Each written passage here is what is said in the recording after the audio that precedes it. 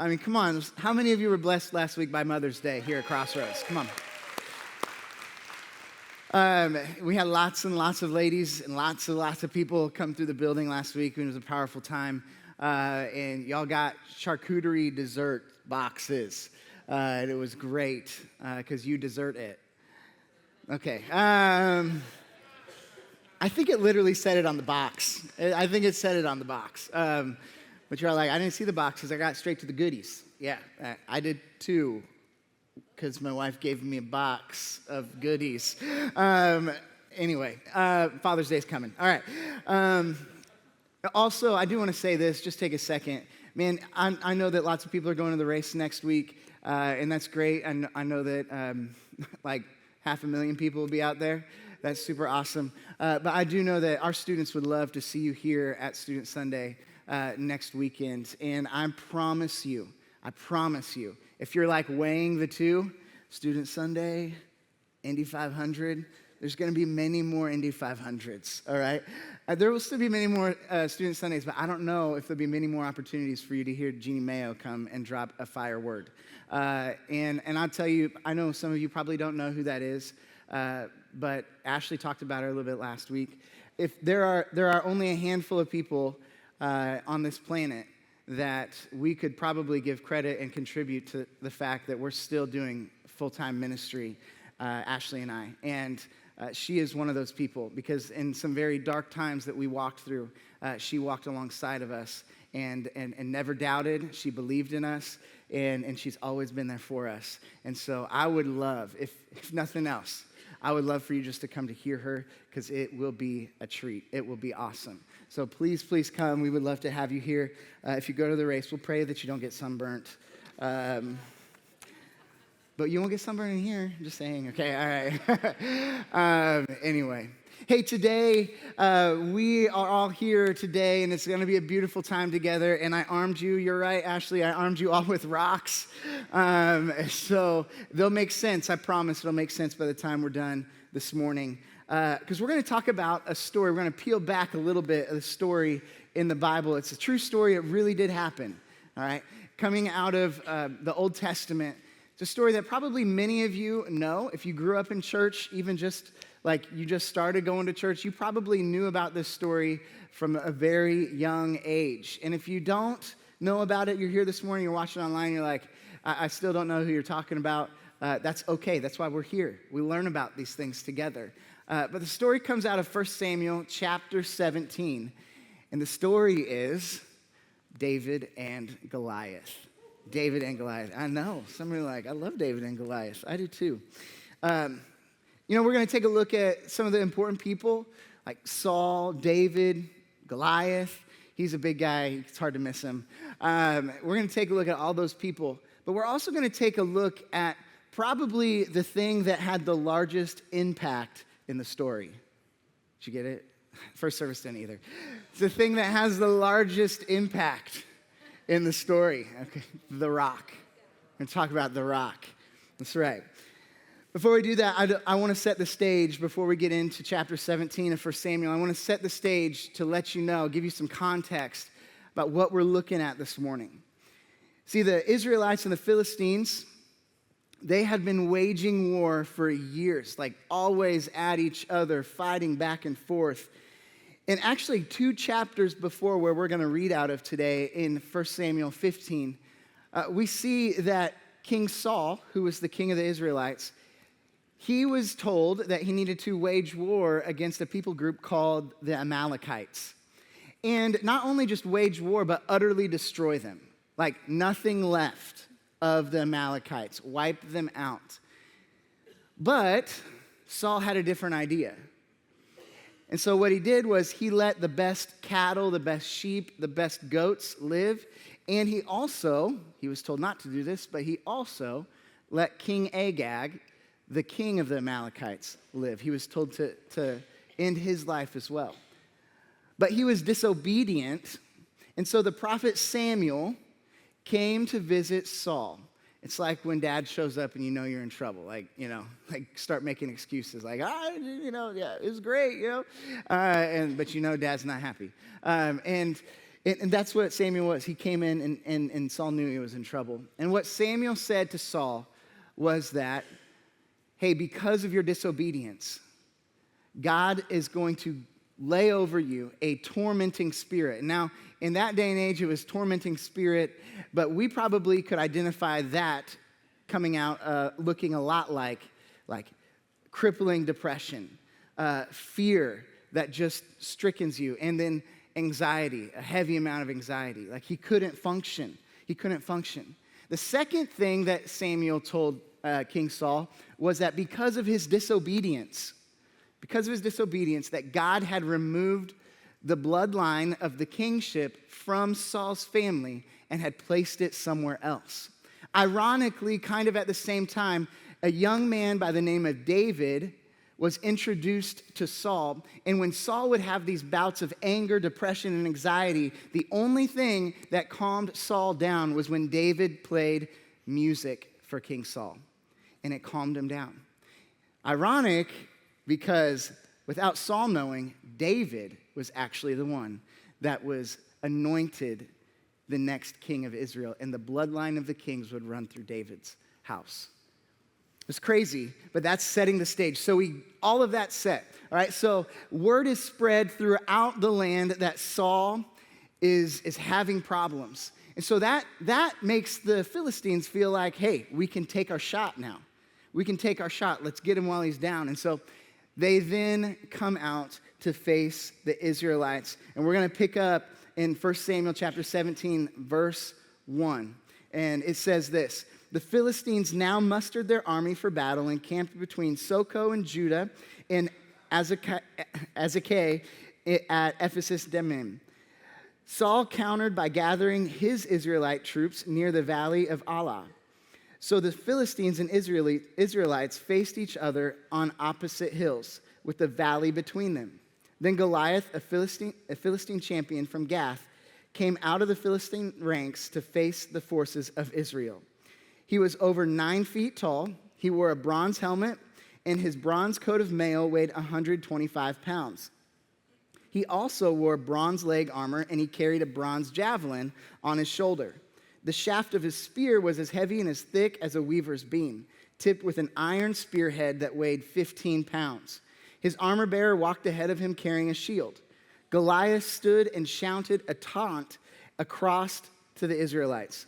Why are you all coming out to fight? He said. I'm the Philistine champion, but you are only the servants of Saul. Choose one man to come down here and fight me. If he kills me, then we will all be your slaves. But if I kill him, you will be our slaves. I defy the armies of Israel today, so send a man who will fight me. When Saul and the Israelites heard this, they were terrified and deeply shaken. And then we skip to verse 16. For 40 days, the soldiers for 40 days. Could you go back to that? Thank you. Yeah, there it is. For 40 days, every morning and evening, the Philistine champion strutted in front of the Israelite army. Now, there's just a couple things that I think are super important that you know about this. In ancient times, this was actually a normal thing that would happen. Instead of just having bloodbaths on both sides and losing an immense amount of human lives, what they would do a lot of times is send the champion from one side out, the best warrior from one side, to face the other best warrior from the other side. And then they would fight. And then whoever won that battle would win the battle in totality. And that was how they did. The thing that wasn't normal, though, was that the Israelites did not want to send anybody out. Nobody wanted to go out and face Goliath, all right? There's always usually one hothead guy and a bunch of dudes, right? But there was none this time. They weren't idiots. They saw that guy, and they're like, no, thank you, all right? No, thank you. I don't think so, right? And so nobody came out to face Goliath. Also, notice how the author of this passage describes Saul. You would think Saul being the king, right? He would be out leading his troops. But actually, Saul was responding the same way as his troops. They were both terrified and afraid. Saul hid in his tent, kind of blending in the same kind of response as the men that he was supposed to be leading. And then the other note that's super important that we get from this little chunk right here is numbers are very important in the Bible. That's why we read verse 16. Because when you look at the number 40 and you put it to any period of time in the Bible, a lot of times the number 40, 40 days, 40 years, like it represents a trial that God has been given someone. And so Saul has been given a trial of 40 days facing this Goliath and the Philistine armies. And what has he done? He's sat in his tent, afraid to go out and fight. And so what God is going to do in this moment, he's going to send somebody that's willing to fight the battle. Saul's done nothing in fear, so God's about to send somebody on the scene that isn't afraid. And all this time while this is happening, where's David? David is with his dad, shepherding the flock of sheep because his older brothers were away encamped with the rest of the Israelite army. And so when David goes and he goes to the encampment, David's dad asks him, hey, go check on your brothers and take them some food. He arrives at the encampment and he sees all of this happening before him. People are hiding. Nobody's wanting to go out and face this Goliath, this dude that's just taunting them and throwing insults across the valley. And David is shocked because these are supposed to be the fighting men. These are supposed to be the brave warriors to represent Israel. David is in disbelief. And so we're going to pick up in chapter 17, verse 26. David asked the soldiers standing nearby, what will a man get for killing this Philistine and ending his defiance of Israel? Who is the pagan Philistine anyway, that he's allowed to defy the armies of the living God? Just before that, he had been asking around, hey, what's the prize here? And a couple of guys said, hey, if somebody kills Goliath, they get a daughter of the king as a wife, and their family is exempt from taxes. And I'm like, man, can I get an amen? Like, send me out, right? Send me out, right? And so David is kind of like, are you sure? Like, he's kind of asking this question like, what will they get again? Did I hear that right? And so all these men gave David the same reply, saying, yes, that's the reward for killing him. But when David's oldest brother, Eliab, heard David talking to the men, he was angry. What are you doing around here anyway, he demanded. What about these few sheep you're supposed to be taking care of? I know about your pride and deceit. You just want to see the battle. And David said, what have I done now? I was only asking a question. He walked over some others and asked the same thing and received the same answer.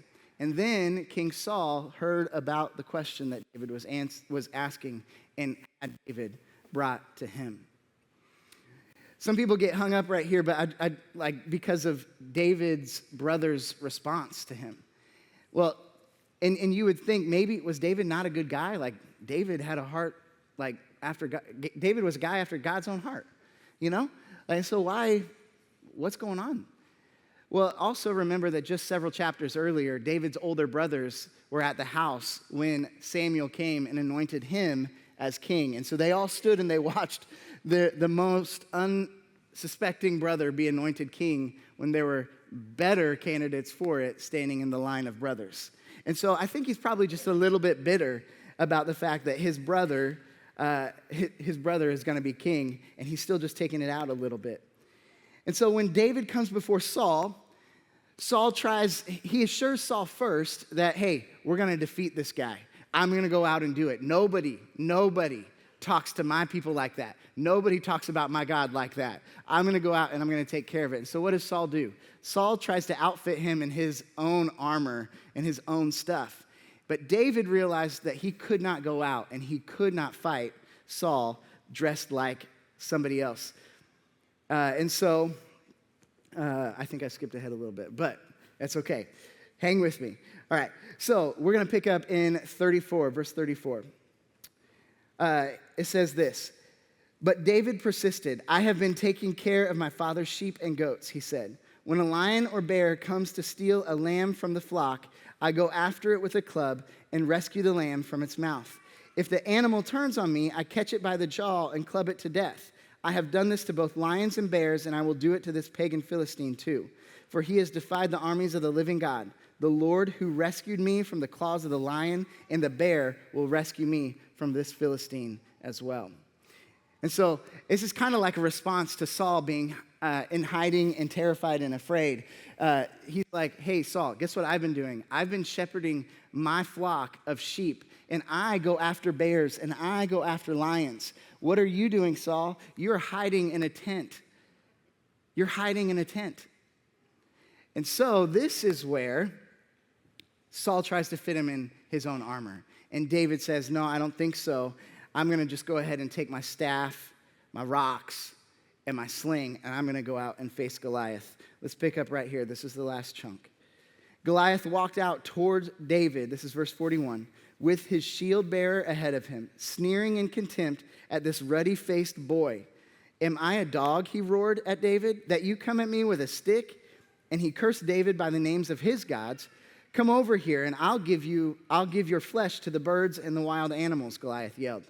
David replied to the Philistine, you come to me with a sword, spear, and a javelin, but I come to you in the name of the Lord of heaven's armies, the God of the armies of Israel, who you have defied. Today the Lord will conquer you, and I will kill you and cut off your head. Come on, somebody. All right. And then I will give the dead bodies of your men to the birds and the wild animals. And the whole world will know that there is a God in Israel. And everyone assembled here will know that the Lord rescues his people, but not with sword and spear. This is the Lord's battle, and he will give you to us. As Goliath moved closer to attack, David ran out to meet him. Reaching into his shepherd's bag, taking out the stone, he hurled it with his sling and hit the Philistine in the forehead. The stone sank in, and Goliath stumbled and fell face down on the ground. So David triumphed over the Philistine with only a sling and a stone, for he had no sword. But he was about to. Then David ran over and pulled Goliath's sword out from its sheath. And David used it to kill him and cut off his head. Yeah, that's some stuff right there, right? That's some pictures. Yeah, it's wild. David wasn't playing games, guys. He meant every word he said, and he delivered on it. Again, it isn't a sword and a spear that David used. It was a sling and a rock that David used.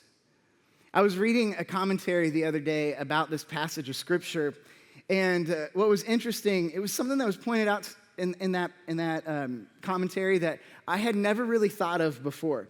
A lot of people, they read this story and they focus on the three main characters of this story, like the three people that are in the story. But what he was saying is we might miss the significance of the thing that was used to bring the giant down, which is the rock. The rock was what was used to bring the giant down. We miss it. So what's the rock? What's the rock? What does it represent? Well, it's not Dwayne "The Rock" Johnson. Like, that's not who we're talking about. Although sometimes I wish I looked more like him. But that's not who we're talking about, right? It's not even like some of you ultra-spiritual, like the Rock of Ages. That's who you're talking about. Nobody gets that in here. Okay. Anyway, so that's not who we're talking about either, not in this context. Not really. Let me kind of illustrate what I mean, because the rock really is about your giftings, your talents, your passions, your dreams, your opportunities. What do I mean by that? Okay, this is an awesome nugget for you to get. You see, Saul was the first king of Israel, and God did not actually want to give Israel a king. He wanted to be the king, right? He wanted the people to depend on him, right? He loved them. He wanted them to depend on him, but they persisted, right? It's like sometimes it's the nagging that wins, right? And nobody knows that in here either. But like they persisted, and so God gave them what they wanted, and they got a king. And it was a king that looked like a king, like he was tall, dark, and handsome, kind of also like me. I'm just kidding. I'm not dark because I'm about the same color as my shirt. But he gave them somebody that looked like a king. However, he didn't have the character of a king.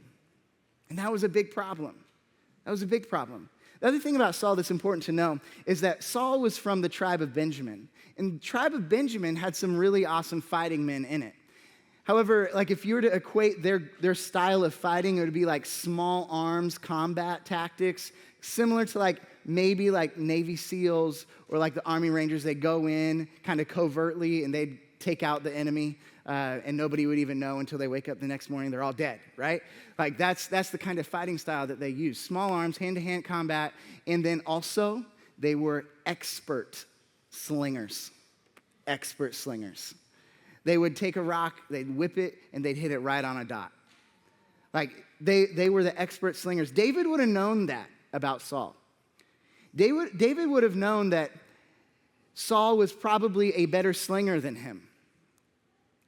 And the thing about it is that while Saul was probably the expert slinger, Saul was not willing to use the sling that he had, because it's also probably okay to assume that Saul's traditional warfare garb probably was outfitted with a sling. He could have literally had a slingshot hooked into his clothing and a bag that would carry stones, but he didn't use it. He didn't use it. Even though he was the best, he still didn't use it. So with the rest of our time, I'm going to talk about 3 things to consider when it comes to the rock. 3 things. If the rock represents opportunities, giftings, talents, passions, callings, dreams, or purpose, the first thing that we have to consider is this. We all have a rock. We all have a rock. This is what I want you to do. You have rocks, right? You have a physical rock, each of you. I want you to look at it. You don't have to pick it up, all right? We're going to do this in steps here. Don't get excited about the last step, all right? But we're going to do this in steps here. Just look at the rock. Acknowledge the rock that has been given to you, all right? Just look at it.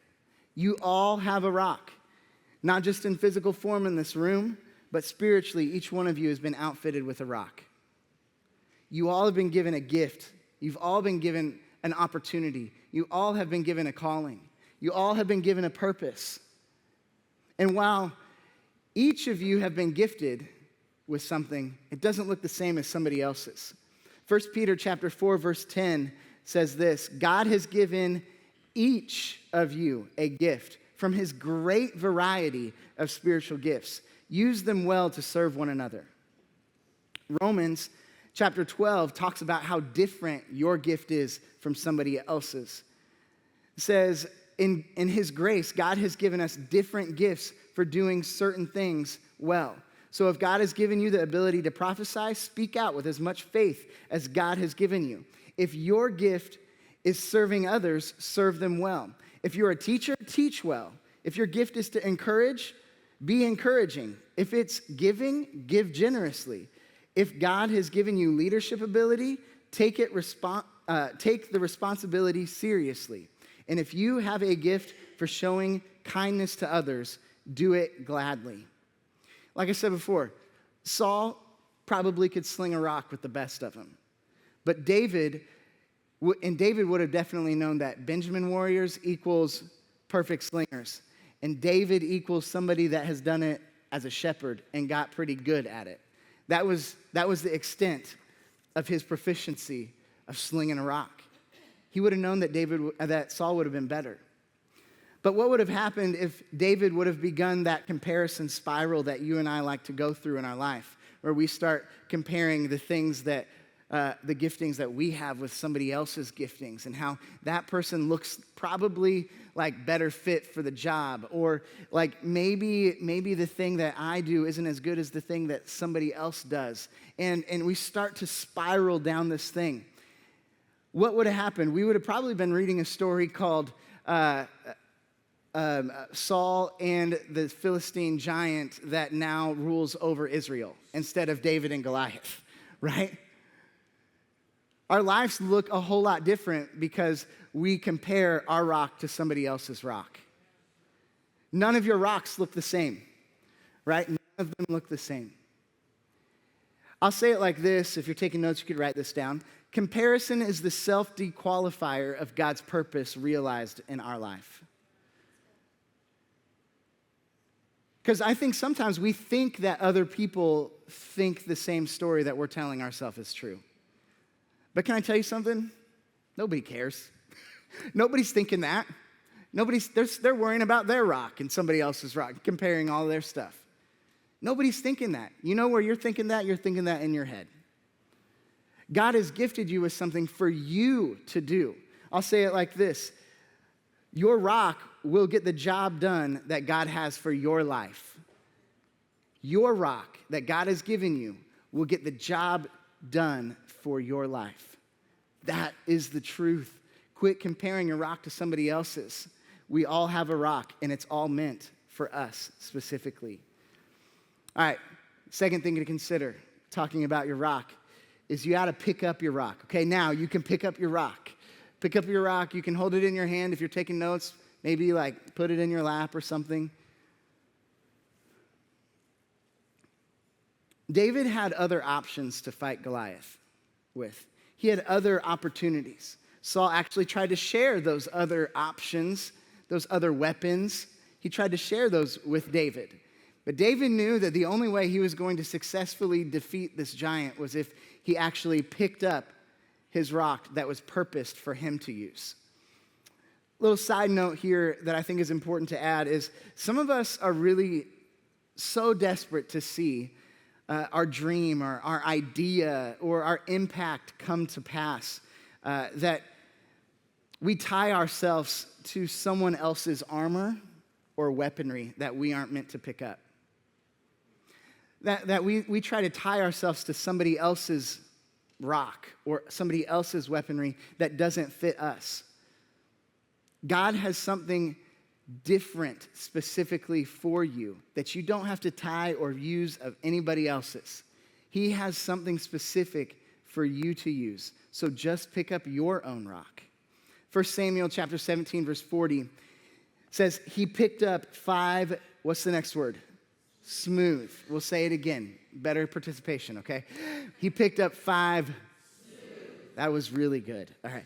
Picked up 5 smooth stones from a stream and put them into his shepherd's bag. Then, armed only with his staff and sling, he started across the valley to fight the Philistine.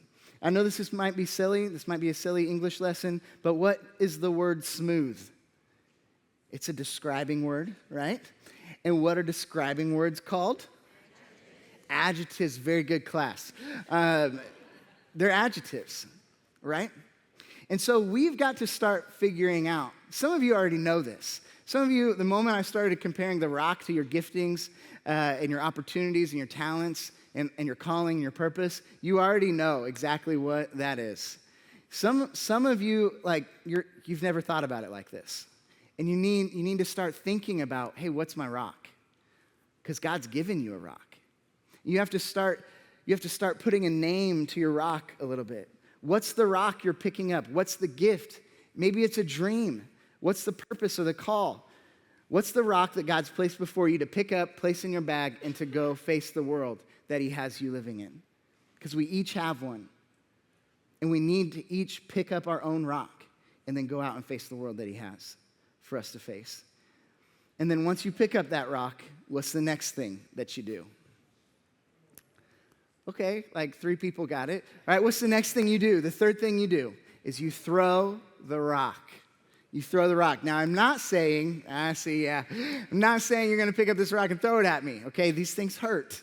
All right, Goliath is a prime example. All right, I'm not saying that. In a second, we're going to do it symbolically, though. We're going to do something symbolically that'll allow you to throw your rock. But there's 2 things when we talk about throwing a rock, there's 2 little sub-points that I think are important for you to know and for you to understand.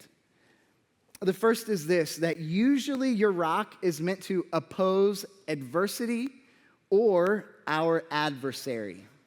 Your rock is meant to. It's not oftentimes, it's not usually. I'm going to tell you straight up. Your rock, your gifting, the things that God has called you and purposed you for are meant to oppose adverse situations and your adversary. All right? Now, I know we didn't talk about it like this when we read through the description of Goliath, but I do want to point a couple things out about Goliath, and we're going to look at those together. Look how Goliath is described. All right? He's described like this: bronze coat of mail, which some translations would say would be scale-like armor. I don't know if your Bible says it like that. Some of them do. Scale-like armor. How tall was he? 6 cubits tall, okay? Remember, numbers are important too in the Bible. The iron-tipped spearhead weighed, some of your translations map it out like this, 600 shekels, right? And then if you read in the book of Chronicles lays out that Goliath had a brother who had 6 fingers on his hands and 6 toes on his feet, okay? So you have scale-like armor, you have 600 shekels, you have 6 fingers, 6 toes, you had, what was the other one? 6 cubit feet tall, 6 cubits tall, sorry, whoa, my bad. So what is that? I think it's up here on the screen. 666 with scales. Bro, okay? Now, I'm not trying to be weird, but I do know that numbers are important. And could it be that maybe the author was trying to paint a picture for us that David went out to face his adversary, and maybe we should start looking at our adversary a little bit more seriously, right? That our rock is meant to be thrown at our chief adversary, which is who? Satan. Because in Genesis, who also had scales that crawled around on the ground? The serpent, right? Could it be that the author was trying to paint the picture that, hey, your stone that you have, reader, is meant to be thrown at your adversary, your chief adversary, Satan, and you oppose him of that. That's good. That's good. That's good stuff. It gave me goosebumps. Okay, anyhow. So it's important when things are tough, stay strong. When it's chaotic, hold fast. When you get fearful, stay faithful, because the second thing to consider about throwing your rock is this. When it's time to throw your rock, you'll have to have resolve. When it's time to throw your rock, you'll have to have resolve. See, the difference between Saul and David was that Saul was too scared to get out of his tent to go fight Goliath, even though he should have been the one, leadership-wise and skill-wise with the sling, to go fight Goliath. He should have been the one. But he was too scared to do it, while David shouldn't have been the one walking out into the valley to face Goliath. At least he was willing to do it. Maybe we could say it like this. In other words, David had resolve and Saul just dissolved. David had resolve, but Saul just dissolved when it came time to face the giant, to face the adversary. The other thing that David knew is this, is that God can do more with a rock in the air than a rock that's laying in the bed of a stream or sitting in your pocket. Man, this room is full of dreams. It's full of talents. It's full of giftings. It's full of opportunities. And I can't help but stand in front of a room like this and think, how many of us are just carrying the rock in the pocket? How many of us have delayed picking the rock up altogether and we've just let it lay in the riverbed? Your rock is too important to let it just sit in your pocket. God can't use a rock that sits in your pocket. But man, he can sure use a rock that's in the air.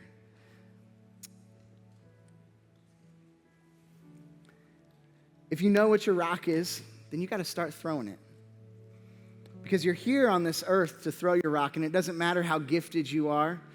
It doesn't matter how much potential impact God's placed in you. It doesn't matter how talented you are. It doesn't matter how incredible the call of God is on your life, or how big the dream is that He's placed in your heart. It doesn't matter. Because if you're not willing to throw the rock, God can't put it to use. And there's going to be times, I said earlier, like comparison will creep into your head, or any other thing that you might face that might cause you to question whether you should be throwing a rock. But you know, we face an adversary that likes to attack our minds, likes to try to get us to believe things about ourselves that aren't true, lies that will hold us back, place situations in our life to maybe get us to stumble a little bit. And why wouldn't he? Why wouldn't he do that? This is my challenge to you, and this is probably, if there's nothing else you take away from this morning, this is the one thing I want you to take away.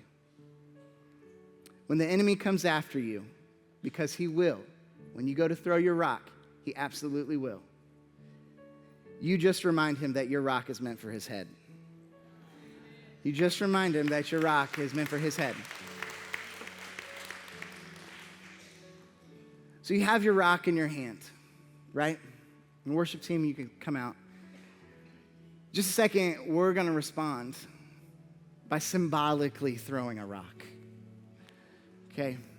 So this is what I need for you to do. If you could stand to your feet.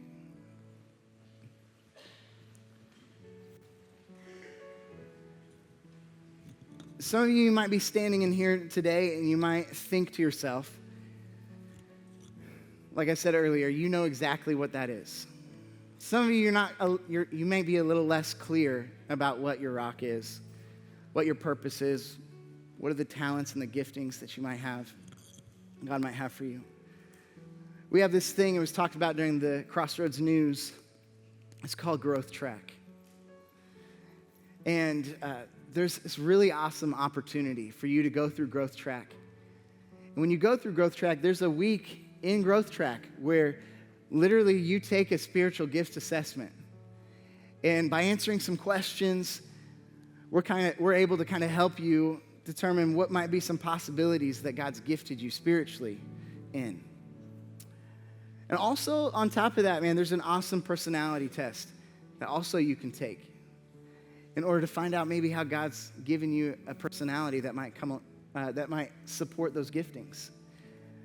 There's opportunities for you to find out what you're right. So if you haven't been to Growth Track yet, don't wait.